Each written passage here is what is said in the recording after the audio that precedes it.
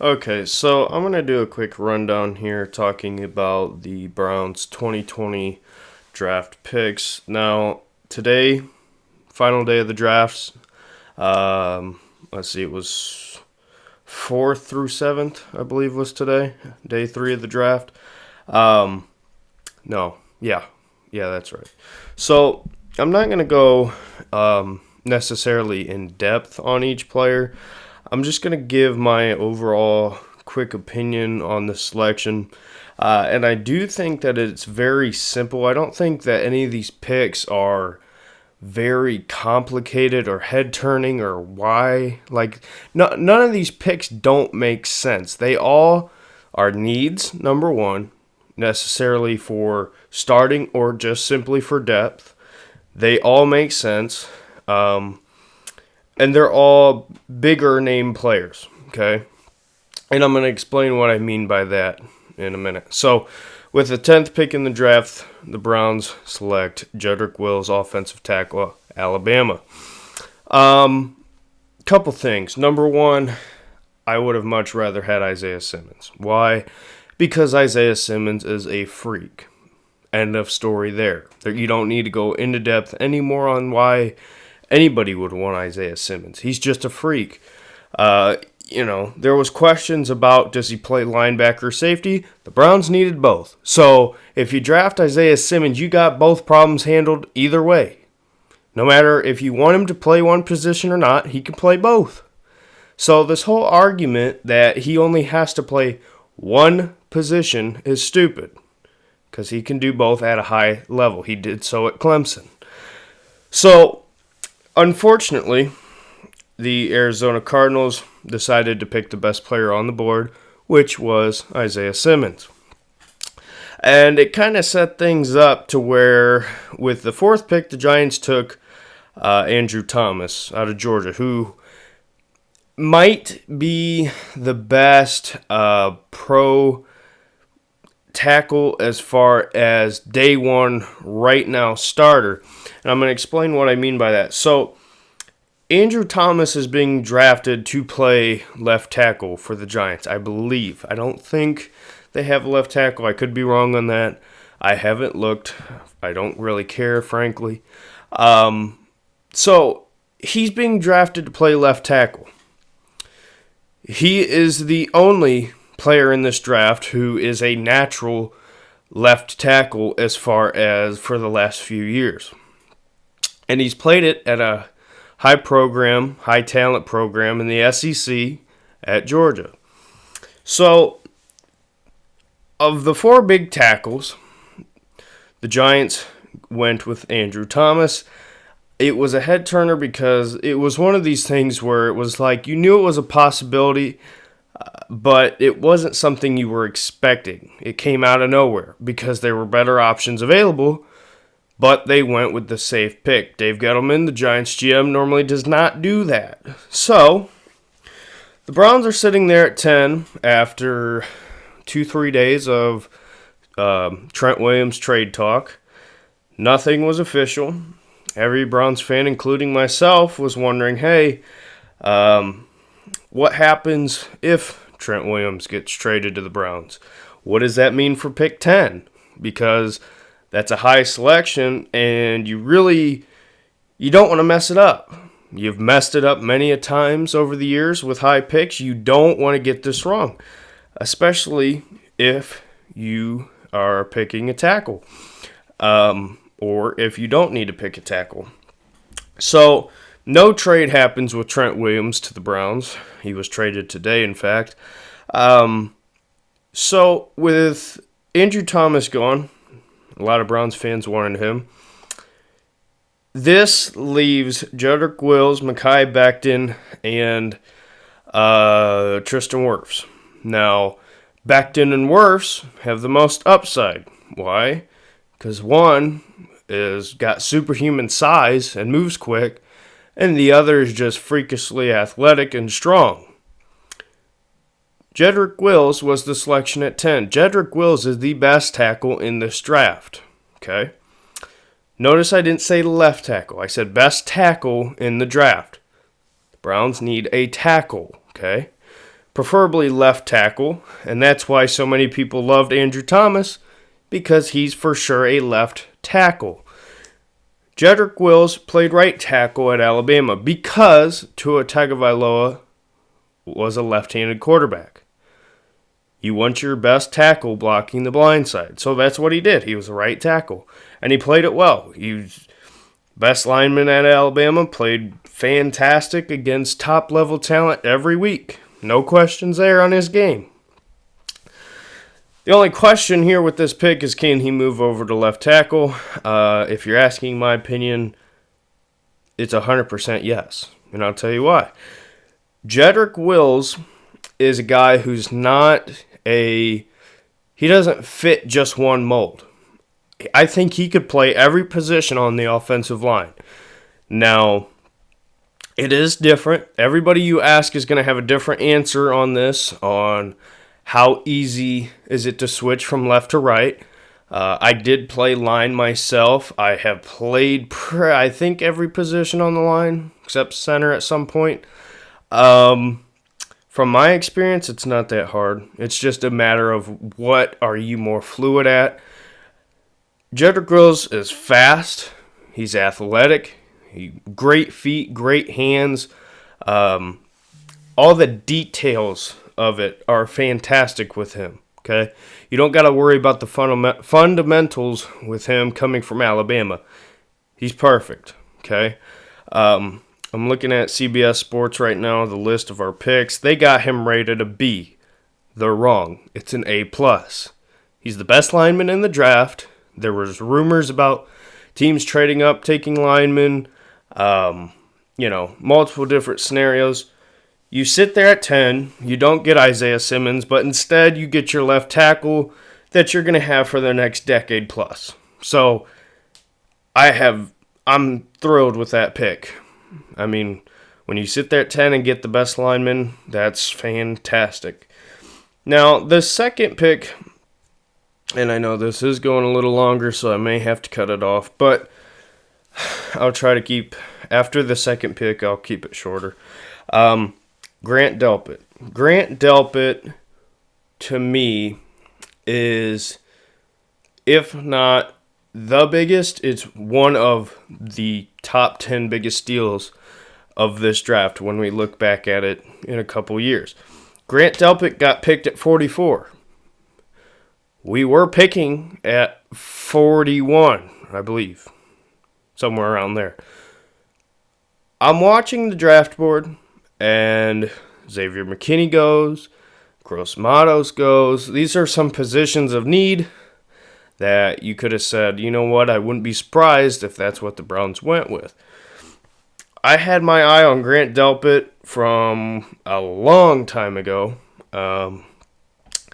and he very much underperformed this year. And that's because he played with a high ankle sprain all year, and his tackling was terrible because of it. He wasn't as fluid. He couldn't move as well.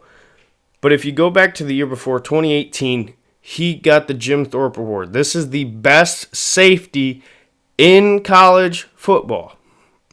There's a lot of great safeties, okay? LSU is known for their DBs. Same with Ohio State, but LSU is one of these schools who are known for their DBs. He played out of his mind. Freshman and sophomore year played out of his mind. Junior year dealt with that injury, still got the Jim Thorpe Award. Probably shouldn't have got it. They were just going off of the name value, I think. But my point is, this is a guy who, before this season, before he got hurt, was rated number 3 on draft boards. We got him at 44. Number 3 to 44. It's absolutely insane. And it's not like the injury he had was going to be a career-ending or risking injury. It's just going to hinder him for that time. He played through it. Most people don't. He did. I've been wanting Grant Delpit for a long time. I thought there was no chance we got him. When we traded back to 44 with the Colts, I'm looking at the Colts and I'm thinking, okay, They put Malik Hooker on the trade block, reportedly, allegedly. They might take a safety here. And they end up going Jonathan Taylor, which I think is a fantastic pick. But I was so worried. I mean, I was on edge, nervous, terrified. But I'm telling you, this is an A-plus home run, knock out of the park hit. This is going to be a superstar on your team for a long time. Assuming everything goes well, he's going to be on this team playing at a high level, multiple Pro Bowl level for many years. This is how good this guy is. A lot of teams wouldn't come near him because of the tackling problems. It's because of the injury. Go back the year before, he didn't have hardly any problems. It's fine. So, I could go for an hour talking about Grant Delpit. I love this guy. I loved Greedy Williams last year. It's kind of that same thing.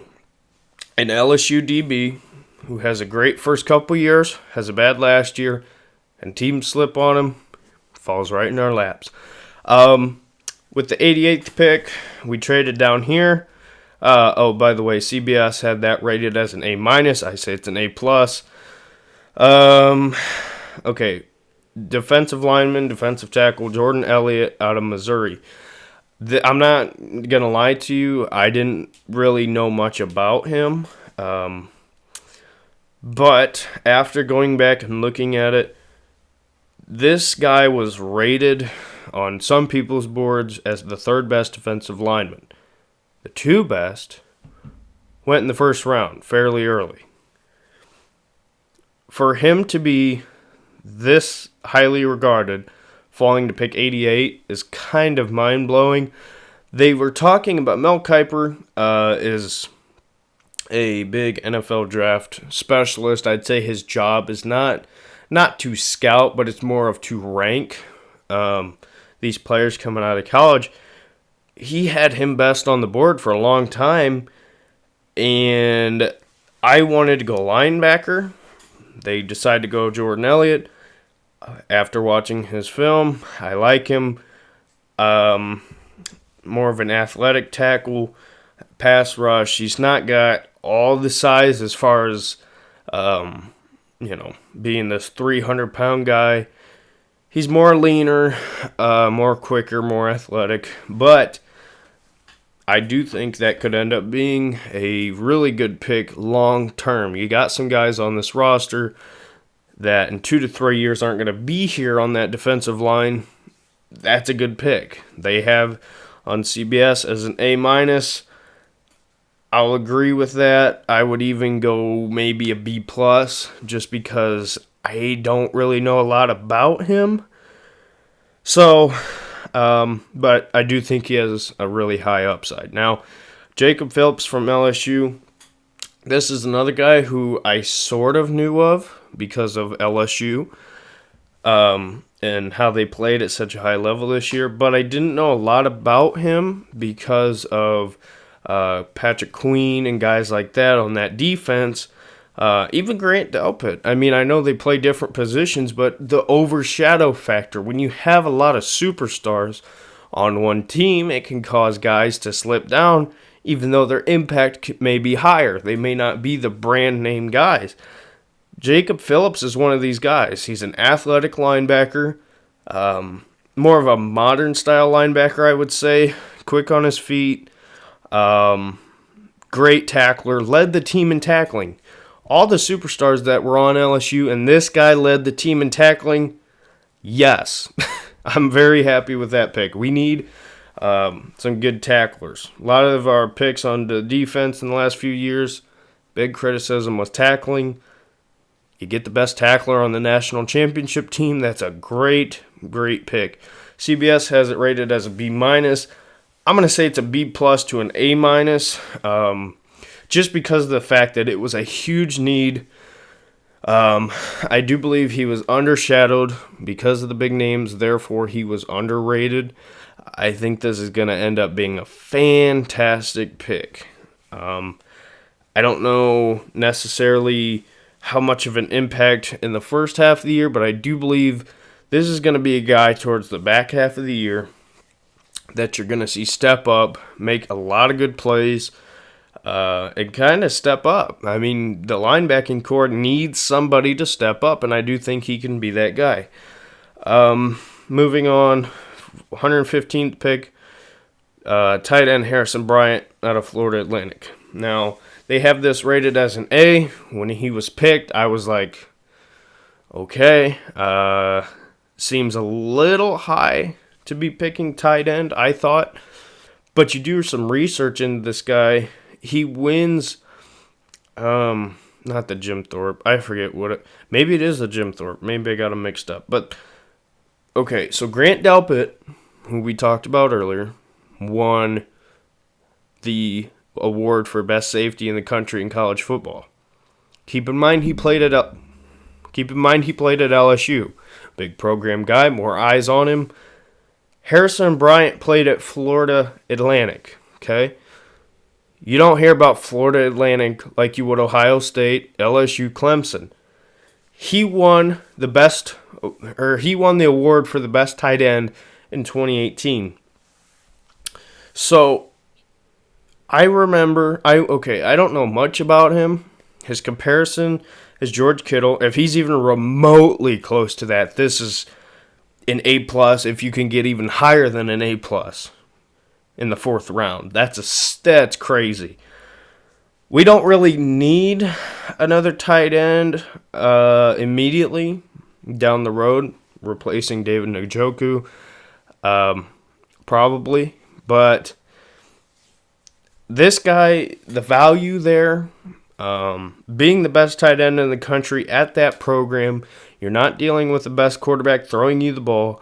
I went to that Ohio State FAU game, the first game of the year. All I remember, I'm not going to lie and say that I was watching him closely, but what I remember is him getting really irritating because on the 3rd downs, he was slipping out, catching every ball they threw at him. It was almost like a big receiver. And I know tight ends catch the ball a lot. That's their job. But he was surprisingly good as far as catching the football as a tight end. And he also switched from the offensive line. So he has those natural blocking instincts. So it fits perfect to the scheme that we're going to run here in Cleveland. Now, 160, Nick Harris, Washington. I believe this was part of the trade. One of the trades. We made a few. Like I said, didn't know anything about him. Went and did research. Very athletic. A little bit undersized. Fits that zone run scheme that we're going to run. 2 tight end set. I like the pick. I think it might be a little early. But he can also play right guard. So that's a need to compete for right guard because he's not going to start at center. So if you figure this guy can come in, start at right guard, or be 2nd or 3rd string at right guard, learn both positions, be that Swiss Army knife in the middle part of that offensive line, okay, great pick. Donovan Peoples-Jones, wide receiver from Michigan. This is, okay. You can't understate how good this of a pick this was, okay? The Browns have 2 of the best receivers in the NFL in Jarvis Landry and Odell Beckham Jr. Donovan Peoples-Jones went to Michigan, went through a few quarterbacks, bad ones, wasn't in the greatest scheme. Jim Harbaugh decided to not change all of it, but change it up during his time there. And he still was pretty good, okay? He's a 5-star receiver coming out of high school, okay? Ohio State recruited him very hard. He went to a camp. Urban Meyer wanted him very bad. He decided to go to Michigan. He was from Michigan. I mean, it is what it is. But he was vastly underused there. And he still was a huge impact player. Huge impact player. He's coming to Cleveland to a situation where he's going to have by far and it's not even close. The best quarterback he's ever played with. He's going to have other receivers in front of him that aren't going to make him a top threat to the point where he's going to be double or triple covered, or they're going to set guys on just drop back just in case if he's in their area, like you would see with Beckham or Landry. He's going to be not wide open, but he's going to be more free than a lot of guys. The Browns go out and sign Austin Hooper. You draft this tight end. You got Njoku. He's going to be in a position where I don't know if he's going to necessarily be the third receiver immediately, but I guarantee you when the time comes, he's going to step up and play like a number 2 or a number 1. This is the pick that I think the Pittsburgh Steelers drafted Juju Smith-Schuster out of USC. Great pick, obviously, we can see that now. But being as young as he was, and a couple things that went into that, he came in as a number 2 under Antonio Brown. He played like a number 1 as a number 2 because of the fact that he had more of the luxury of not being covered as much because of who was around him. Donovan Peoples-Jones, it wasn't as high as a pick as Juju. He's a lot older than Juju was coming out. He went to a much different program, okay? Juju had a much better quarterback. Donovan Peoples-Jones, I believe, will have somewhat similar to the impact that Juju did in his first couple years as far as being the fact that he's not going to be covered so much. He's a big, physical, athletic receiver. He scored the highest in broad jump and in vertical jump in the combine. That's with every receiver who decided to participate. I know KJ Hill was there. Obviously, I'm an Ohio State fan. You know that. This guy's going to be a difference maker.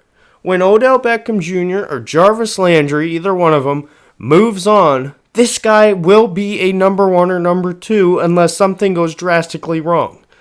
You drafted him in the 6th round. This is a guy who I believe had 3rd round talent, if not higher. Because he went to a bad program, he went to a bad situation, he decided to stay there, he was loyal, he still was very good. You know, as a Buckeye fan, you watch him a lot, or at least in the Michigan game, obviously, and he always had an impact. He's a big physical receiver who's very athletic, great vertical, great hands. This is a great pick. This is a steal of all steals. I think when you look back at this draft, I like every pick we had, okay? Number 1, there's not a wrong pick here. The only other pick I would have had would have been Malik Harrison over Phillips, the linebacker from LSU. I would have liked Malik Harrison because he's an Ohio guy. It's nice to have some Buckeyes. But there's not really a bad pick in this draft. Donovan Peoples-Jones is going to be... It's hard to tell because I think you're going to look at Grant Delpit and you're going to look at Peoples-Jones and you're going to go, how did they get them as late as they did? I think there's 3 superstars on this team in this rookie class. I don't know. I don't know if Peoples-Jones is going to be a superstar immediately within 2 years, but I could see in 4 to 5 years him becoming a number 1 or at least a number 2. So fantastic. Andrew Berry, first draft, A+. It's not even the only like I said, the only complaint I have is Malik Harrison. That's it. And you trade back, you get more draft capital, and you still get Grant Delpit.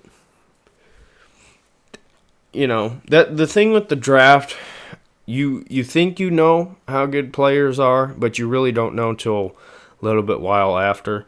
That's why you got to look at the production in college, and you got to look at the competition. I look at I look at Jedrick Wills playing at Alabama. Highest competition you can get, okay? Same thing with Grant Delpit, LSU, highest competition you can get. These guys are not... Now, I'm not saying you can't get talent from smaller school programs. I would have been happy with a Jeremy Chin, okay? But these guys are a lot more proven than some of the others. Not saying they're going to be better than every other pick, but these guys are guys you can feel really, really good at or about. You get linebacker you need. You get a safety that you need. You get depth at tight end that you can go into the future feeling good about.